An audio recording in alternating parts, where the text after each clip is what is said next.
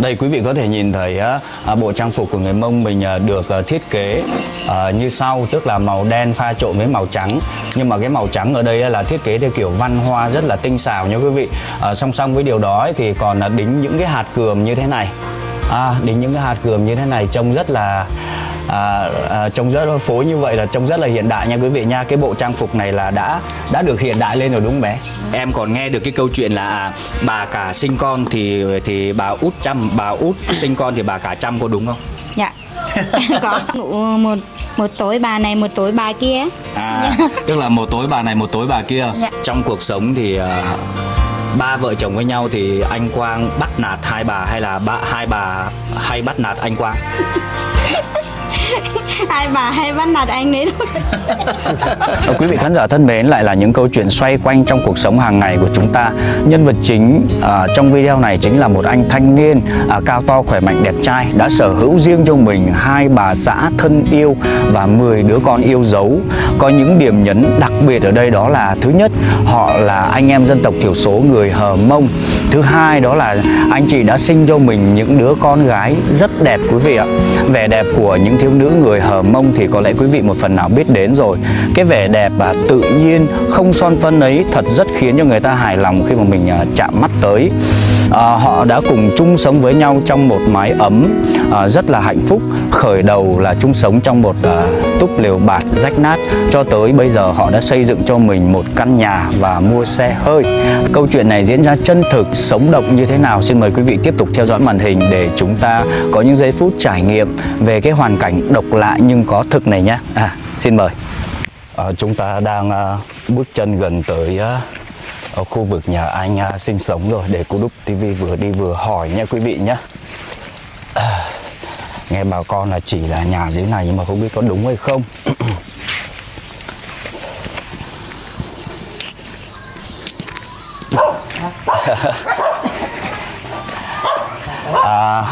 Anh cho em hỏi là anh có phải là anh Quang, đây là thôn 14 phải không nhỉ?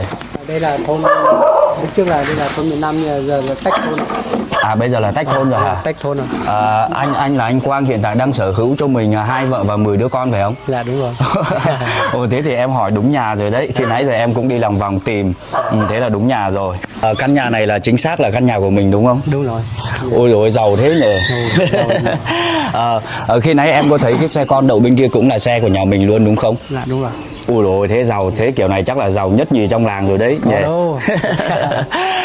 Quý vị thân mến, trong trường hợp mà sở hữu cho mình nhiều vợ và nhiều con mà đã xây cho mình một ngôi nhà cố định và sắm được những chiếc xe con như thế này thì thực sự là rất là đặc biệt trong cuộc sống ấy. Chúng ta tiếp tục gặp gỡ gia đình anh chị để khai thác chi tiết hơn rõ nội dung này nhé. Thế 2 bà xã của anh đâu? Đang ở trong đấy. Thế mới thì đi làm về. Mới đi làm về à? Thế thì nhờ anh giới thiệu cho em một chút về bà xã xinh đẹp của anh một chút nhỉ. Đi nhỉ. Chắc đang tắm trong mặc quần áo sao? Thế thì đây em thấy đây là Con gái. Con gái á? Ôi, anh đã có con gái lớn như thế này rồi à? Chào em. Ôi đây quý vị này, anh Quang chưa biết bao nhiêu tuổi tí mình hỏi sau, nhưng mà đã có con gái lớn như thế này rồi. Em tên gì? Em tên Di. Tên Di hả? Vâng. Nay còn đi học không? Không. Không đi học rồi à? Ôi đẹp như thế này mà vẫn chưa đi học quý vị, tức là nghỉ học rồi. Tại sao mình lại không đi học? Tại vì lúc đấy chưa có giấy tờ, bố mẹ chưa làm giấy tờ nên không học. Chưa làm được giấy tờ, kiểu này chắc là liên quan đến đông con quá, làm giấy tờ không kịp. Anh cảm ơn em nhá. Thế thì mẹ của mình đâu? Mẹ đang ở ngoài. Đang ngoài à? Thế thì anh thế anh có thể vào qua đường này để thăm mẹ được không? Đang bận một xíu à? Chúng ta cùng đi gặp gỡ bà xã của anh một chút nhá. Chị ơi, chị đang làm gì ấy, chị cho em hỏi một chút nhé. Dạ. Mình có phải là bà xã của anh Quang không? Dạ phải ạ. Ôi dồi ôi, đẹp gái quá trời nhỉ. Chị năm nay nhiêu tuổi rồi? 38 ạ. 38 gần 40 mà sao trẻ thế? Ôi rồi, vợ chồng nhà này ai cũng trẻ hết. Thế thì 2 bà, còn một bà nữa đâu? Còn một bà ở bên kia. Bà bên nào chị có thể dẫn em đi xem bà kế tiếp không? Em vẫn chưa biết bà nào là bà trước, bà nào bà sau. Dạ. Chị đang ở sau này hả? Đang bên kia sao? Chị lên đó rồi hả? Chị đi tắm cho bé hả? Dạ. Nếu mà chị tắm cho bé xong rồi tắm lên đây rồi mình trò chuyện nhỉ. Đâu rồi? Chưa thấy mẹ đâu nhỉ? Chưa thấy mẹ đâu, chắc là ở đằng sau này. Để mình đi gặp chị kế tiếp nhá. Ôi vợ chồng lần này giàu thế nhỉ. Đông con mà vẫn giàu như gì luôn. Đâu rồi? Ở đây là không gian bếp của mình hả chị? Dạ, không gian bếp. Không gian bếp, em vào một xíu nhá. Dạ, vào đây.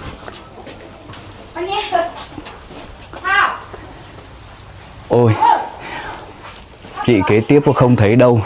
Chắc là ngại. Đây chị vợ tiếp theo đây mình thấy rồi. Em chào chị nhé. Nãy giờ em không thấy chị, là chị ở trong nhà chị ngại hả? Không ngại, chị tại gội đầu xong là tóc chưa khô. Chị gội đầu á hả? Dạ. Chị là chính xác là vợ của anh Quang đúng không? Dạ. Vợ hai của anh Quang. Vợ hai của anh Quang, thế là chị kia cũng chính xác là vợ của anh Quang. Dạ. Thế là chị là bà út hả? Dạ. Còn chị khi nãy là bà cả. Dạ. Ôi rồi, thế thì hai bà này bà nào cũng đẹp, mỗi người một vẻ quý vị. Chúng ta cùng nhau trò chuyện kỹ hơn nhá. Quý vị thân mến, đứng trước màn hình camera đó là theo thứ tự đây là bé gái xinh đẹp là con của anh Quang. Còn kế tiếp khi nãy Cú Đúp TV có giới thiệu sơ qua, đây là chị cả, còn bên kia là chị út nha quý vị nha. Nói chung là gia đình nhà này ai cũng xinh trai và đẹp gái hết á. Em giới thiệu sơ qua về bản thân mình một chút được không nhỉ? Tên gì ta? Dạ, em tên Di. Tên Di, cái gì Di? Dạ, em Giang Thị Di. Giang Thị Di. Vâng. Còn anh Quang đầy đủ là gì nhỉ? Anh anh là Giang Mỹ Quang. Giang Mỹ Quang. Năm nay bao nhiêu tuổi rồi anh? Năm nay 45 rồi. 45. Còn chị khi nay giới thiệu là 38. Còn chị út là giới thiệu là bao nhiêu rồi nhỉ? 40. Tức là chị út kém anh chồng nhà mình 5 tuổi. Đúng rồi. Còn chị cả lại kém anh chồng mình 7 tuổi đúng không? Chắc tầm 6-7 tuổi đó. 6-7 tuổi. Mà nhìn anh Quang là nhân vật chính của chúng ta 45 tuổi là mình không tin đâu quý vị. Nhìn đang như thanh niên đấy quý vị ạ. Gia đình nhà này ai cũng trẻ đẹp hết. Chị cả là sinh được cho anh bao nhiêu đứa con nhỉ? 6 đứa. 6 đứa. Giống như quý vị nhìn thấy là chị cả sinh được cho anh Quang nhà mình là 6 đứa con. 38 tuổi mà nhìn cứ như kiểu thiếu nữ đôi mươi ấy. Nhìn như là mới 30 tuổi thôi quý vị, ngoài đời thực sự là trẻ đẹp lắm. Còn chị út nhà mình là sinh được bao nhiêu đứa nhỉ? Được về với anh thì sinh được 2 đứa. Về với anh sinh được 2 đứa. Dạ. Thế thì tổng cộng là 8 đứa, thế còn 2 đứa nữa. Còn 2 đứa là theo mẹ về thôi. Theo mẹ về. Đúng rồi. Tức là trước đó là chị út đã có một đời chồng. Đúng rồi. Và đến với anh thì có mang thêm 2 đứa con. Đúng rồi. Gái hay trai anh nhỉ? 2 đứa gái. 2 đứa gái. Rồi thế thì chúng ta sẽ đi vào tìm hiểu chi tiết câu chuyện hơn, nguyên nhân vì sao anh Quang lại lấy 2 vợ nhá. Em hỏi anh Quang thế này, anh đã có một vợ rồi, anh nghĩ sao anh lại tham thế, lại muốn kiếm thêm bà vợ nữa và cuối cùng đã kiếm được thêm bà nữa? Nói chung là cái này thì không quyết định được rồi, nhưng mà đến số phận tới thì chắc đó từ tới đó.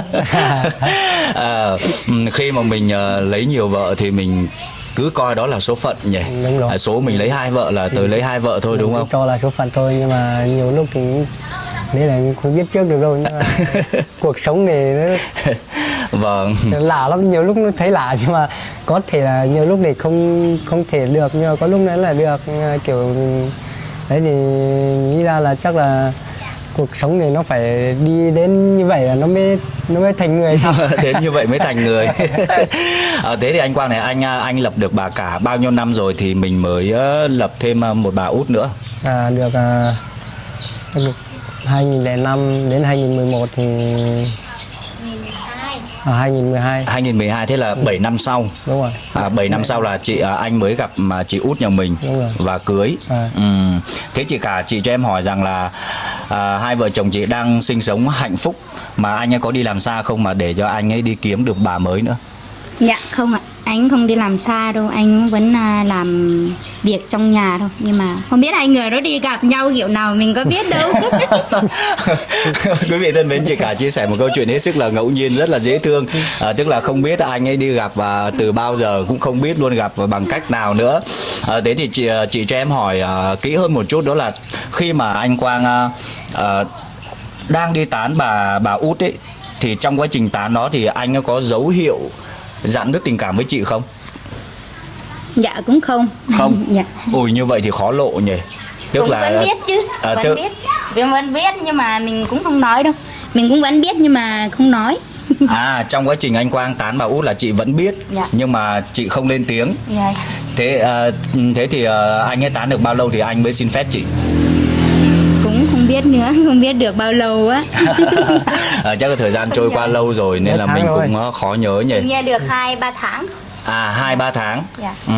Thế anh Quang này, khi mà anh tán chị Út nhà mình, tại thời điểm đó anh có thấy lo sợ không? Có lo sợ là bà cả phát hiện không? Nói chung là lo thì cũng lo, lúc đầu thì cũng ai cũng lo thôi, nhưng mà về sau thì chung là nghĩ thì thấy thương mấy mẹ con nó thì thế thì em kiểu mình đi làm thuê thôi, ngày xưa là toàn đi làm thuê mà, xong gặp nhau thì thấy hai ba mẹ con nó thì mình cũng thấy thương. Thấy thương thì thế là cũng chào hỏi nhau thì chắc dần dần nó lại gần gũi dần. Theo như anh Quang chia sẻ thì anh ấy đi làm thuê và gặp chị Út. Chị Út cũng đang đi làm thuê đúng không? Đúng rồi. Thế là mang theo 2 đứa con đi. Thì con để bên nhà thôi, nó không mang đi đâu. Không mang đi, nhưng mà trong quá trình tìm hiểu là mình biết.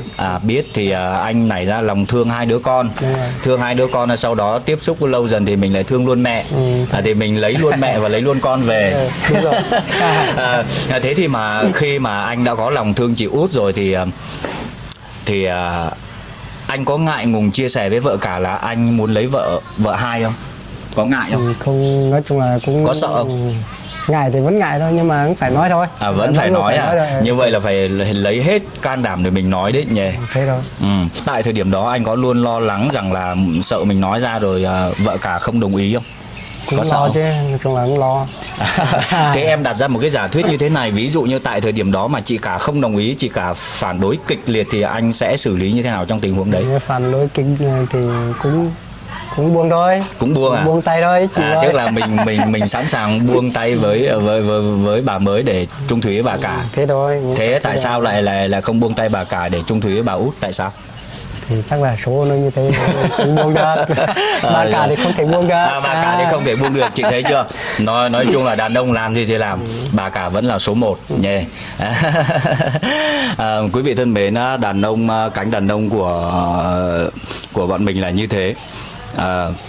Mặc dù đi ra ngoài có chơi bời cỡ nào đi chăng nữa, nhưng mà bà xã của mình vẫn luôn chiếm một vị trí hết sức quan trọng, quý vị ạ.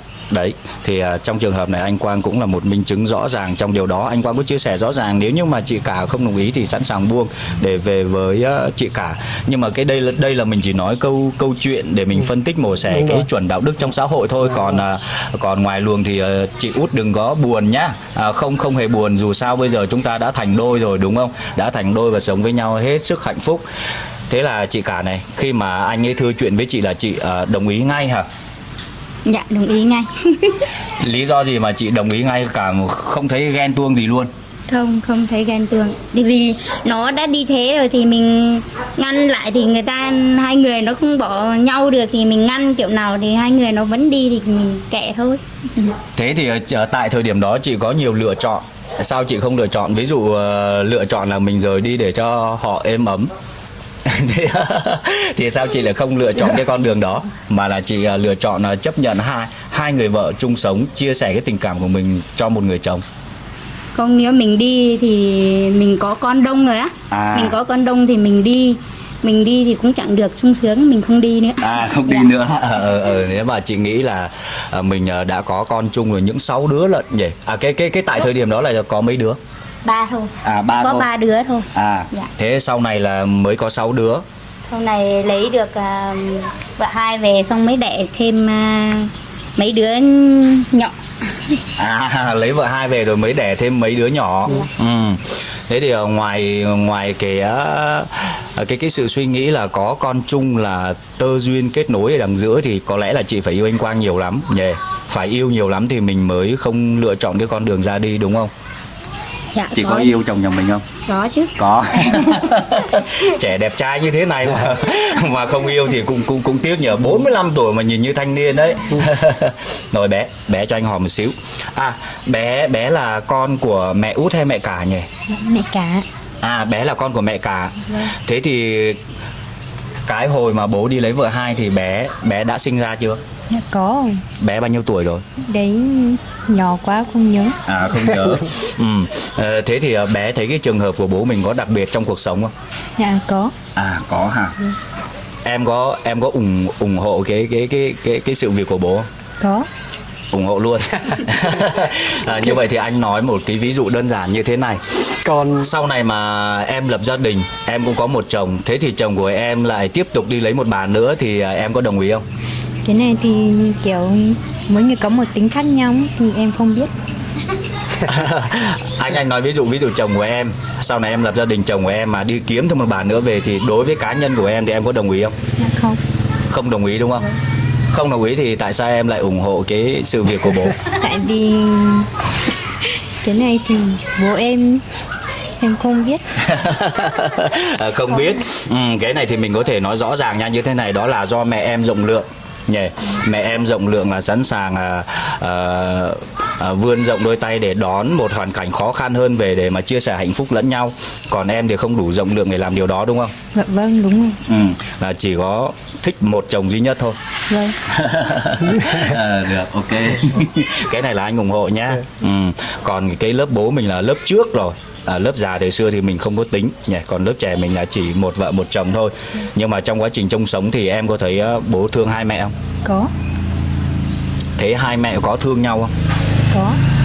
Tức là hai mẹ trong quá trình sinh sống từ xưa giờ đã có xung đột gì chưa? Chưa thấy. Chưa một lần nào luôn. Vâng, chưa. Thế thì đã có một lần nào mà bố có những hành vi không tốt đối với hai mẹ không? Không. Không luôn. Thế bố nhà mình hiền nhỉ. Được, kiểu này là xứng đáng để làm một vua trong gia đình ấy. Chị cho em hỏi thêm như thế này. Khi mà chị út về với gia đình mình rồi đấy thì chị không hề có một cái thái độ ghen tuông gì hết với bà út luôn à? Không ghen đâu ạ. Không ghen. Dạ. Mà về với nhau một cái là hai chị là hòa hợp được với nhau luôn. Dạ. Ôi thế thì em thấy hay đấy nhỉ. Rồi thế để em hỏi chị kia một chút nhé. Mình phải hỏi đôi bên thì mình mới xác nhận được câu chuyện chính xác hay không quý vị. Chị cho em hỏi thêm rằng là khi mà anh ấy tới tán chị ấy thì anh ấy có tiết lộ cho chị biết rằng là anh đã có gia đình chưa? Lúc đầu thì cũng chưa cho biết, nhưng mà yêu mấy tháng cũng cho biết. Thế thì chứng tỏ anh Quang vẫn khôn lanh đấy nha. Mới đầu tới tán là vẫn đang còn nói là đang là thanh niên đúng không? Không, cũng bảo là có vợ nhưng mà bảo là không vợ, vợ chạy đi rồi. Có đúng sự thật không chị? Lúc đó anh Quang chia sẻ với bà xã thứ hai lúc tại thời điểm đang tán là bà vợ chạy đi rồi, lúc đó chị đã chạy chưa? Chưa, ở nhà. Thế là cái này á, để chinh phục được một bông hồng mới thì mình luôn luôn phải có cái bí quyết nhỉ anh Quang nhỉ? Đúng rồi. Cái đó chính là cái bí quyết của mình đúng không? Đúng rồi. Thế thì mới cưa đổ được chị chứ nhỉ. Nếu mà mới quen nhau bụp một phát là tự dưng công khai mình đã có vợ hoặc là đang hạnh phúc thì chị làm sao mà dám yêu được đúng không? Đúng rồi. Chị không yêu được đâu. Thế thì một khoảng thời gian sau thì anh ấy tiết lộ ra rằng là anh ấy đã có vợ và đang hạnh phúc, thì tại thời điểm đó chị có thấy lo lắng, lo sợ không? Có chứ. Chị vẫn luôn sợ rằng là chị cả nhà mình phản đối nhỉ. Thế thì hai anh chị tại thời điểm đó thì đã chia sẻ với nhau như thế nào để cho chị cả biết? Lúc đấy là nó yêu nhau lâu rồi, xong là anh nó tự đi nói cho vợ cả biết, xong là hai bên biết nhau hết, xong mới lấy được nhau. Hai bên biết nhau hết mới lấy được nhau. Cái câu chuyện mà hai chị gặp gỡ lần đầu tiên chị có ngại không? Chị có xấu hổ không? Chị có lo lắng không khi mà bắt đầu chuẩn bị gặp bà cả trong gia đình ấy, chị có cảm thấy lo lắng không? Có chứ. Chị lo lắng. Dĩ nhiên là phải lo lắng rồi đúng không chị? Bởi vì mình là vua của nhà đầu tiên mà đúng không? Vị vua đầu tiên mà đúng không? Chị thì không lo lắng đâu đúng không nhỉ? Không, chị là hoàn toàn không lo lắng, nhưng mà chị út là chắc chắn sẽ lo lắng đấy nhỉ. Thế thì khi mà gặp nhau một cái rồi chị có thể hiện cái thái độ mà không đồng ý hoặc không ưng ý với bà út không? không có thái độ gì đâu, vẫn ở bình thường thế đâu. Vẫn là bình thường. Thế thì mà hay đấy nhỉ. Ở bình thường mà xem lúc nào mới thấy lúc nào mới về gặp nhau á đấy. Em thấy là cái trường hợp của mình đây là rất là đặc biệt đấy nhỉ. Em thấy là đúng là mỗi người sinh ra đều có một cái lòng bao dung độ lượng khác nhau. Cái này cũng là một điểm rất hay trong cuộc sống ấy. Thế thì hai chị về chung sống với nhau là hoàn toàn không có xảy ra mâu thuẫn gì à? Dạ không ạ. Thế bà cả có luôn luôn thể hiện thái độ không tốt với chị không? Không. Tức là mình chung sống hòa hợp với nhau. Em có tìm hiểu trước đó, tức là bà con hàng xóm của mình ấy rất là khen vợ chồng anh chị, tức là hai bà đi với nhau là đi đâu cũng chở nhau đi, thương nhau như kiểu hai chị em ruột ấy, thậm chí thương hơn cả hai chị em ruột, có đúng không? Dạ. Đi đâu cũng đi theo nhau hết á. Thế có khi nào mà hai bà tự thương nhau hơn thương chồng mình không? Không, thương như nhau, cả chồng cả vợ hai với anh đấy mình cũng thương như nhau hết. Thương như nhau hết. Thế thì em còn nghe được cái câu chuyện là bà cả sinh con thì bà út chăm, bà út sinh con thì bà cả chăm, có đúng không? Dạ. Có. Như vậy thì chứng tỏ là mình lấy chồng mình lấy thêm bà út về cũng có lợi trong cuộc sống nhỉ? Dạ. Bao nhiêu khó khăn thì có bà út giúp đỡ đúng không? Dạ đúng ạ. Thế thì sau khi mà chị đến với gia đình được của anh chị rồi, của anh chị bà cả với anh rồi, chị có thấy hạnh phúc không khi mà được bà cả chấp nhận điều đó? Có chứ, hạnh phúc. Rất hạnh phúc nhỉ. Rất hạnh phúc. Vâng. Theo như em hiểu được anh Quang là một người rất đàng hoàng, có đạo đức tốt trong xã hội, biết yêu thương bà xã của mình, thì chắc chắn là mình hạnh phúc chứ nhỉ, bởi vì mình yêu mà nhỉ. Trong cuộc sống thì ba vợ chồng với nhau thì anh Quang bắt nạt hai bà hay là hai bà hay bắt nạt anh Quang? Hai bà hay bắt nạt anh đấy. Tức là hai bà này chỉ cần hợp tác với nhau ho một phát thôi là anh Quang là phải run ngay nhỉ, đúng không? Thế thì kiểu là anh Quang có thấy khó quản trị hai vợ không? Khó không? Chung thì cũng khó thì vẫn khó, nhưng mà quan trọng là tự hiểu là được rồi. Tự hiểu là được rồi. Không hiểu là mình quản thế nào không nổi đâu.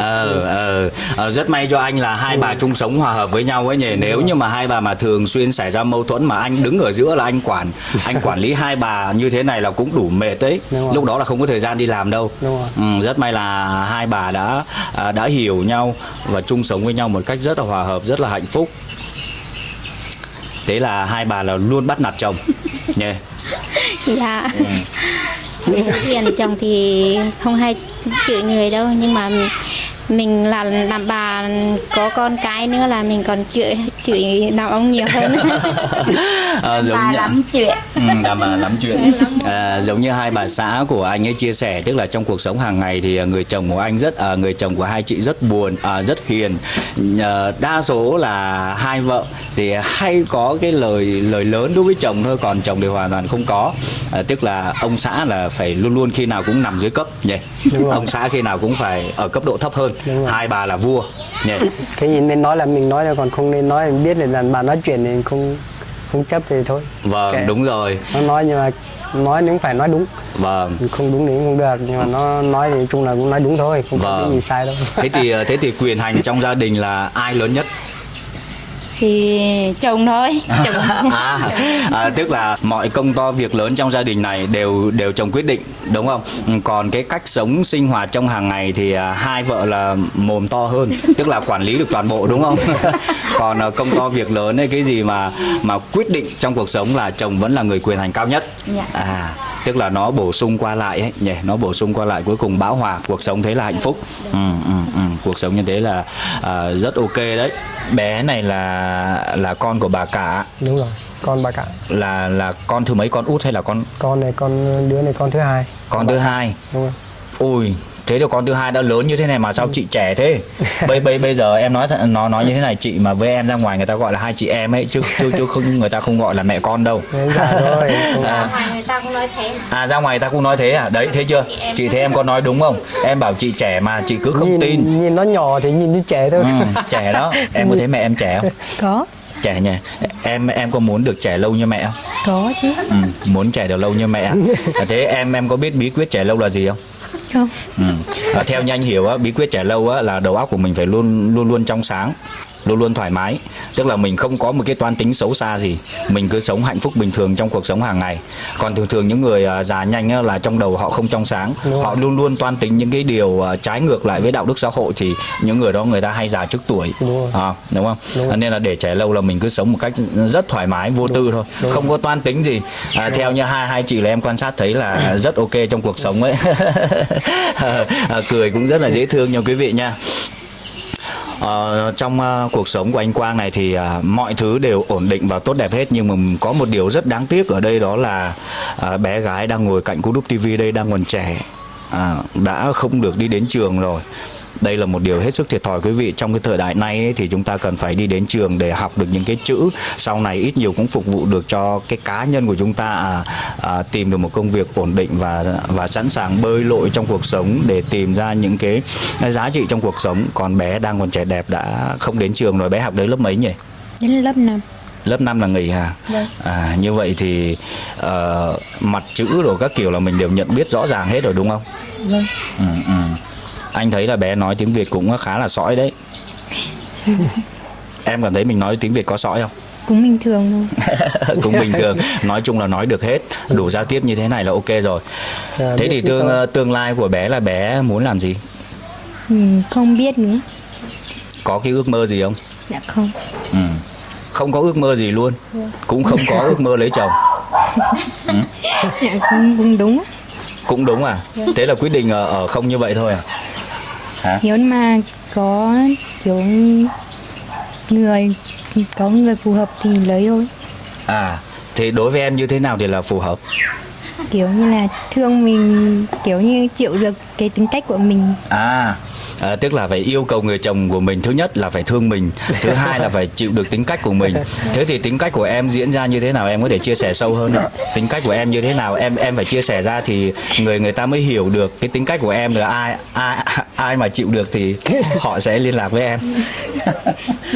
Yên tâm không sao, cái câu chuyện này thì mình cứ chia sẻ hết sức thoải mái, bởi vì đã lớn hết rồi, không có gì phải ngại. Ví dụ như là có khó tính không? Dạ có. Cũng hay, kiểu như là bố mẹ nói một lời thì kiểu mình cũng cãi lại ấy. Nhưng mà bố mẹ có nói đúng không? Dạ có. Nói đúng, tại sao mình lại cãi? Kiểu như là tính cách như thế.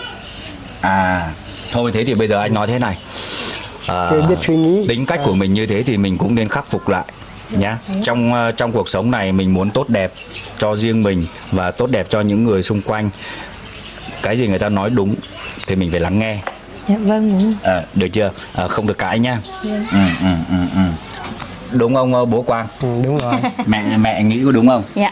Đúng rồi. Nhưng mà con đấy nó không hay nói chuyện đâu. Bé này không hay nói chuyện con này không hay nói chuyện đâu á. Cứ im vậy thôi. Dạ, người nó cứ im thế thôi. Người nào nó hay nói chuyện thì nó nói, còn người nào không nói chuyện nó cũng không nói đâu. Tức là phải cần có một người tương tác qua lại thì mới chịu nói chuyện, đúng không? Dạ vâng, đúng. Thế thì giống như anh tới nói chuyện là ok đúng không? Vâng. Mình nói từ yêu thì nó hơi quá, nhưng mà kiểu mình làm quen đấy. Trong quá trình làm quen thì mình có thể làm quen nhiều đối tượng và mình có cái khảo sát riêng của mình, xem anh nào ok VIP nhất thì mình mới suy nghĩ tới cái chuyện đó, đúng không? Còn bây giờ mình cứ yêu đúng một người và mình đục luôn một người thì đâm ra sau này nếu mà không may mắn thì lại có nhiều điều hối hận trong cuộc sống, đúng không? Bé có thấy đúng không? Dạ có. Có. Thế tại sao khi nãy anh bảo có cần tư vấn thêm bảo không? Hả? Bé nhà mình cười rất là dễ thương quý vị, rất là xinh gái trắng trẻo. Thường là dân tộc thiểu số anh em người Mông ấy là ai cũng có cái làn da trắng, trắng thì kiểu trắng hồng nha quý vị nha. Rất là đẹp một cách rất là tự nhiên, không hề có trang điểm một điều gì hết. Anh thấy dân tộc Mông mình là có nhiều những bộ trang phục truyền thống đẹp lắm. Em có thể mặc ra để cho anh chiêm ngưỡng một chút không? Dạ được. Thế thì nhờ em vào mặc cho anh ngắm một chút nhá. Rồi trong quá trình em thay đồ thì anh tâm sự sâu hơn về gia đình của bố mẹ nhá. Một người đàn ông thường là có một vợ rồi, đã khó quản một vợ rồi, mà anh lấy tận 2 vợ mà anh vẫn quản được cho hai bà chung sống hạnh phúc với nhau. Anh có bí quyết gì không? Bí quyết thì không có gì đâu, nhưng mà chẳng qua là mình phải đối xử phải công bằng. Bằng thì nó bởi vì là hai bà này thì nó cũng có từ xưa thì chắc khó khăn thì chịu khổ nhiều rồi nó không biết suy nghĩ. Còn những người mà những người nó giàu có này hay là nó chưa chịu khổ lần nào thì người ta không biết đâu. Người ta không biết là chỉ cần có một tí thế là nó không chịu, là nó sẽ làm cái này cái nọ. Nhưng mà còn hai bà nó biết, là ngày xưa về thì cũng chịu khổ khó khăn thì nhiều thứ là nó biết suy nghĩ thì chắc nó mới biết suy nghĩ như vậy thôi. Còn bình thường nếu bảo là bí quyết gì thì không có, nhưng mà mình cũng đàn ông, quan trọng nhất là cũng đàn ông mình. Vâng. Theo như anh Quang chia sẻ, thứ nhất là mình có bí quyết. Thứ nhất là phải công bằng. Đúng rồi. Đấy, cái đó là cái quan trọng nhất. Hai bà tuyệt đối là không để cho bà nào thấp bà nào cao, là phải công bằng. Ví dụ như là mổ gà thì một người ăn còng, một người kia phải ăn còng. Đúng không? Chứ không thể mà cho một người ăn còng, một người ăn cái khác được, đúng không? Không có thế đâu. Cái thứ hai đó là hai bà đã từng trải qua cực khổ trong cuộc sống nên là biết đồng cảm cái vấn đề đó và yêu thương nhau nhỉ. Bởi vì là lúc lấy nhau thì nhà không có, nhà cửa không có mà. Cái tại thời điểm mà anh chị đến với nhau là chưa có nhà này, đúng không? Đúng rồi. Mà lấy bà cả thì hồi xưa là lấy thì có rồi, nhưng mà lấy bà hai ấy, thì hồi đấy là về tạm trú bên thôn 13 này, nhà cửa chưa có rồi, căng bạt ở thôi, căng bạt ở thôi. Nếu ví như là tham của cải là người ta không vừa lấy mình cả. Đúng rồi. Chẳng qua là cái đấy là vì thương nhau thì thương nhau thì thế. Nói chung là cũng là số phận một phần đó. Cũng là có tí số phận đấy, nhưng mà quan trọng là cũng phải biết suy nghĩ một tí nữa thì mới sống được với nhau. Và đàn ông mình thì cũng quan trọng là cái chỗ đàn ông mình thì cũng nhiều người sống thì cũng không sống được với nhau đâu, nhưng mà mình cũng không là chắc chắn bảo là sống được ổn định đâu. Nói chung là chỉ có biết hôm nay thôi, ngày mai là mình chưa biết được. Chưa biết trước được. Cuộc sống thì chưa biết trước được đâu. Nhưng mà cái gì cũng phải, giờ con cái rồi cũng phải cố gắng để sống thôi. Để sống trong con cái, để con cái lớn thì mình mới yên tâm được, chứ còn mình lo về bản thân mình không thì ai cũng làm được. Quý vị thân mến, như anh Quang chia sẻ thì chúng ta có thể hiểu ra một điều rằng là trong cái trường hợp của anh Quang thì anh Quang hoàn toàn không phải là một người tham lam về người vợ nhá. Nếu như mà anh Quang tham lam về người vợ, anh Quang lấy bà út nhà mình thì đáng lẽ là phải lấy những người trẻ hơn, ví dụ như 2K mấy chẳng hạn nhỉ. Nhưng mà anh Quang lại thương bà út nhà mình lại có tuổi hơn bà cả cơ. Đấy, thế là cái lòng thương của anh Quang dành cho hai đứa con của bà út trước đó, thương con rồi mới tới thương mẹ, mới đồng cảm, đấy mới lấy. Như vậy là trong cái hoàn cảnh này hoàn toàn không có sự tham lam trong đấy, mà là sự đồng cảm lẫn nhau, hiểu nhau và mình đến với nhau chung sống hạnh phúc. Và minh chứng cho cái điều đó là gia đình anh chị sống rất là hạnh phúc. Giống như anh chia sẻ thì trước đó anh chị mới đến với nhau là sống trong một túp bạt màu xanh ấy, là chưa có nhà cửa đâu, nhưng mà với cái sự chung sống hạnh phúc, hợp nhau, cùng nhau cố gắng vươn lên nghịch cảnh trong cuộc sống, tới tại thời điểm bây giờ anh chị đã xây cho mình một căn nhà rất là đẹp, với lại là sắm cho mình những chiếc ô tô. Đây là một cái giá trị tài sản hết sức trân quý trong cuộc sống của những người mà nông dân chân đất chân trần như thế này quý vị. Cho em hỏi thêm thế này. Mình nói về cái câu chuyện tình yêu đôi lứa ấy. Thế thì khi mà mình có hai vợ như thế này thì anh đã có những cái giây phút nào mà cảm thấy khó khăn trong cái việc mà sinh hoạt chăn gối không? Không có đâu. Không có hả? Không có gì. Thảo nào trẻ khỏe như thế này nhỉ. Thế thì chị cả cho em hỏi thêm thế này, khi mà trước khi và sau khi anh chàng này lấy vợ trẻ về thì nó cái chuyện sinh hoạt chăn gối nó có khác đi không? Không khác đâu ạ. Vẫn thế? Nó phải khác chứ, bởi vì là mình chia sẻ sang cho một người mới là phải khác chứ. Không thấy khác đâu, cũng như thế. Cũng như thế. Thế thì chứng tỏ là anh nhà mình có một cái lượng sức khỏe rất là dồi dào đấy nhỉ. Dạ. Chị có công nhận điều đó không? Dạ có. Là tức là chị chia sẻ là vẫn không khác, vẫn như thế. Vẫn như thế thôi. Thế thì em thấy là có rất nhiều trường hợp trong cuộc sống cái cánh đàn ông của mình ấy là cái tình yêu chăn gối á, là mình dành cho một người vợ đã thấy đủ, đã thấy khó rồi. Đúng rồi. Nhưng Cái đấy là không quan trọng. không quan trọng. Cái đấy là không quan trọng hết. Vâng. Dạ. Quan trọng thì mấy người mình biết yêu thương nhau thế thôi. Còn Vâng. cái đấy là mình cũng không quan trọng mấy đâu. Vâng. Dạ. Khi mà mình đã có cái sự đồng cảm lẫn nhau rồi thì cái chuyện đó nó không còn là vấn đề cao Dạ. của mình nữa chị nhỉ. Dạ. Đấy thì cái lịch sinh hoạt của mình thì anh chia như thế nào để nó công bằng? Trước đó anh nói là mọi thứ phải công bằng, đúng không? Thì bây giờ có hai bà xã rồi thì mọi thứ phải công bằng chứ.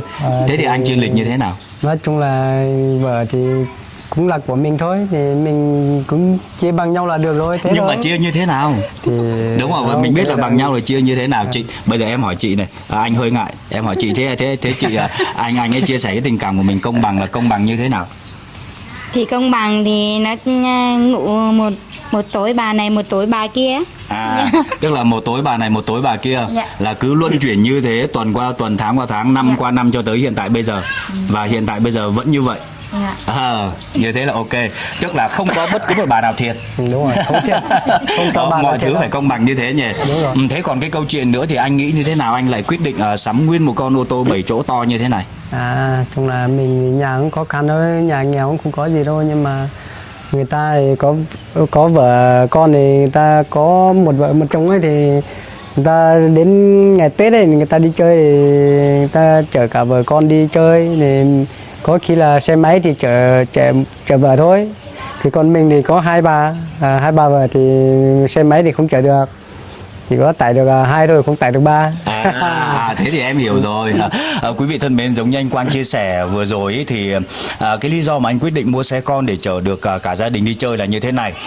Tức là anh luôn luôn công bằng với hai bà xã. Người ta có một vợ một chồng thì mình có thể chở xe máy là chở được một vợ đi là ok, hạnh phúc. Nhưng mà anh lại muốn chở luôn cả hai bà cơ, đi đâu cũng phải có hai bà đi theo. Thì xe máy lại ở luật Việt Nam mình lại không được phép chở 3.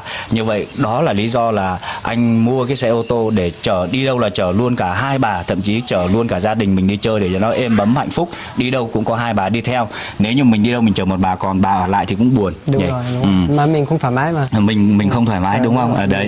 Đấy. Thế là anh Quang nhà mình có một cái sự chia sẻ rất là công bằng trong tình cảm cuộc sống nha quý vị.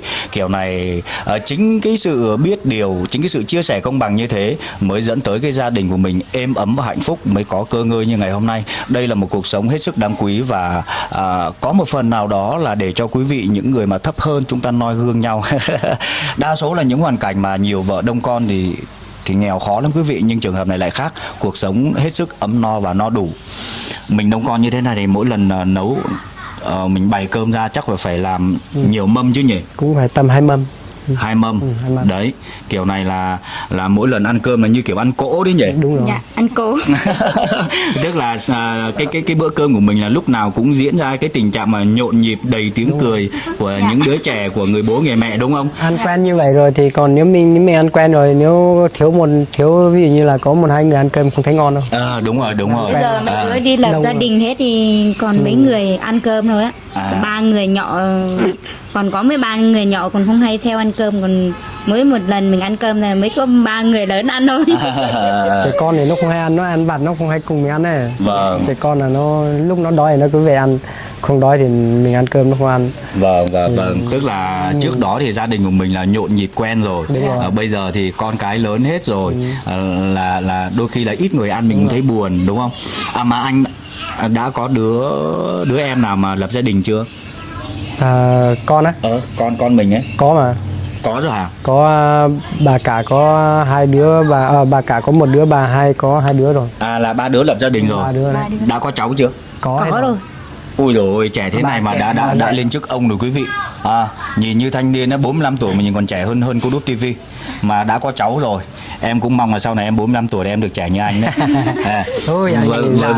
Với lại là cũng có rất nhiều người mà 38 tuổi mà sinh nhiều con vẫn được trẻ như chị ý chị. đâu Thực sự là có nhiều người mơ ước như vậy đấy. không không chạy đâu, cái đấy là cái lúc nói thế thôi. À không, Nhìn, đúng. chị nhìn đây thì nhìn chị thấy dài lắm rồi đó. Đó là chị nhìn về cái góc độ nhìn nhận của cá nhân chị, còn người ngoài nhìn vào phán xét nó mới chuẩn. Đúng rồi. Mình tự nhiên mình không thấy đâu. Đúng rồi. Đây rồi, người đẹp của chúng ta đã mặc xong rồi quý vị, để Cô Đúc TV hướng ống kính tới nhá. Đây, mời bé ra đây một xíu nhá. Đây quý vị có thể nhìn thấy bộ trang phục của người Mông mình được thiết kế như sau, tức là màu đen pha trộn với màu trắng. Nhưng mà cái màu trắng ở đây là thiết kế theo kiểu văn hoa rất là tinh xảo nha quý vị. Song song với điều đó thì còn đính những cái hạt cườm như thế này. Đính những cái hạt cườm như thế này trông rất là trông rất phối, như vậy là trông rất là hiện đại nha quý vị nha. Cái bộ trang phục này là đã được hiện đại lên rồi đúng không bé? Hiện đại lên rồi, còn cái bộ trang phục cũ ngày xưa là hầu như là không có cườm nhỉ. Còn bây giờ tất cả đều được phối lại một cách rất là hiện đại, rất là hợp với phong cách hiện đại nhá. Bộ này là bé mua bao nhiêu tiền? Chán 1 triệu. 1 triệu thôi á? Sao rẻ thế? Tại lúc đấy cũng gần Tết rồi đó. Theo như Cô Đúc TV tìm hiểu, thường những cái bộ váy đẹp như thế này á là nó phải 3-4 triệu một bộ ấy, nhưng mà bé chia sẻ là 1 triệu thì anh cũng thấy hơi ngạc nhiên đấy. Thế là rẻ đấy nhỉ. Ôi đẹp quá, anh đứng trước như thế này anh còn kìm không được cái cảm xúc về cái vẻ đẹp của em rồi. Đấy quý vị nhìn thấy này, khi đã đẹp á là mình không cần xỏ dép nhá. Đấy, không cần xỏ dép là đã đủ thấy bé đẹp như thế nào rồi. Đây là chiếc xe của gia đình bé nha quý vị nha. Khi mà bố mua xe như thế này thì em có thấy vui không bé? Có. Em có thấy vui không? Có. Ôi ôi, mặc váy đẹp mà lên chiếc xe ô tô như thế này thực sự rất là hợp quý vị ạ. Cho quý vị chiêm ngưỡng vẻ đẹp của bé một chút nhá. Đó, hơi bị đẹp luôn, cười rất là dễ thương.